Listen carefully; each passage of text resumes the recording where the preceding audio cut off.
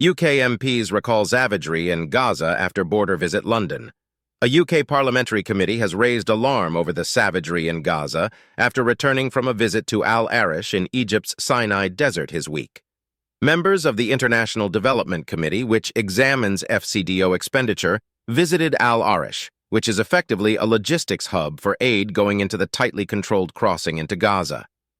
MPs also visited a hospital on the site where injured Palestinians are being treated. Labour MP Sarah Champion, who chaired the committee, said upon return, "Nothing that has been reported braces you for the true scale of the horror in Gaza. We're simply not getting accurate information about the levels of destruction and brutality.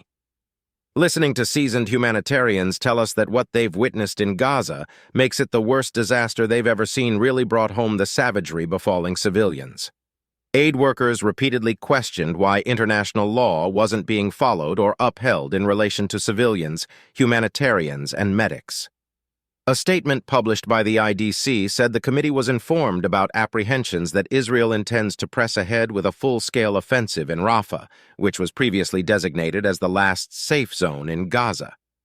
Well over half of Gaza's population of 2.3 million are now sheltering in Rafah, which previously housed less than 300,000.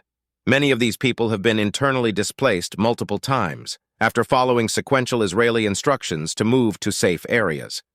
Rafah has now been subject to repeated aerial bombardment, inflicting further casualties and destroying more of the infrastructure needed for access and deployment of desperately needed food, water, and medical aid, the report said. Ms. Champion added, "We learned about the lawlessness in Gaza, with Hamas police being killed and civilians getting increasingly desperate. Personally, I fear that unless something happens to stabilize the situation, the remaining UN support will withdraw, leaving Palestinians utterly alone.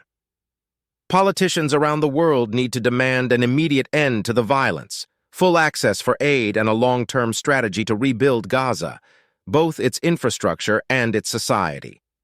Since October 7th, the IDC has held 2 evidence hearings in the UK Parliament with aid agencies working on the ground in Gaza, hearing shocking and horrifying evidence of the desperate and deteriorating humanitarian and healthcare situation.